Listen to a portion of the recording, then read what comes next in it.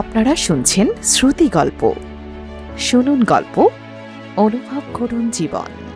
রবীন্দ্রনাথ ঠাকুরের অপরিচিতা গল্পের কেন্দ্রে রয়েছে অনুপম নামের এক যুবক এবং কল্যাণী নামের এক আত্মমর্যাদা সম্পন্ন তরুণী। গল্পটি শুধু একটি অসম্পূর্ণ প্রেমের কাহিনী নয়, এর মধ্যে দিয়ে রবীন্দ্রনাথ তৎকালীন সমাজের যৌতুক প্রথা, সামাজিক অহংকার এবং নারীর আত্মসম্মানের প্রশ্ন তুলে ধরেছেন। অনুপমের বিয়ে ঠিক হয় কল্যাণীর সঙ্গে।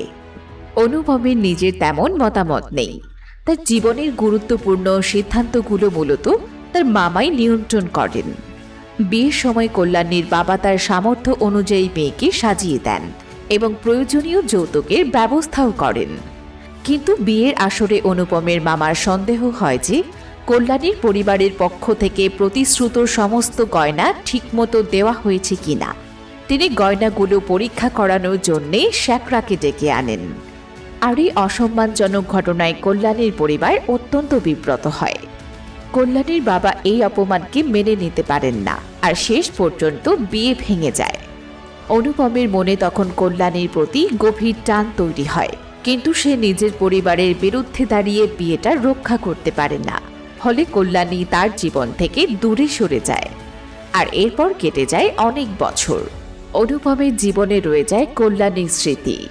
এক সময় সে জানতে পারে কল্যাণী নিজের জীবনকে অন্যভাবে গড়ে তুলেছে। সে আর আগের লাজুক তরুণী নেই, বরং নিজের সিদ্ধান্ত ও আত্মমর্যাদার শক্তিতে সে একজন স্বাধীন চেতা মানুষ হয়ে উঠেছে। অনুপম আবার কল্যাণীর দেখা পায়, কিন্তু তখন পরিস্থিতি বদলে গেছে। যে সম্পর্ক একসময় বিয়ের মাধ্যমে পূর্ণ হতে পারত, তার আগের জায়গায় ফিরে যাওয়ার সুযোগ পায় না। অপরিচিতা তাই শেষ পর্যন্ত শুধু প্রেমের গল্প হয়েই থাকে না, এটি এমন এক সমাজের চিত্র তুলে ধরে যেখানে অর্থ, যৌতুক এবং পুরুষতান্ত্রিক কর্তৃত্ব অনেক সময় মানুষের সম্পর্কের চেয়েও বেশি গুরুত্বপূর্ণ হয়ে ওঠে। কল্যাণী তার আত্মসম্মানের সঙ্গে আপোষ করেনি, আর অনুপমও বুঝতে পারে জীবনের সবচেয়ে মূল্যবান মানুষটিকে হারানোর পেছনে কখনো কখনো বড় কোনো শত্রু নয়, নিজের দুর্বলতাই দায়ী থাকে।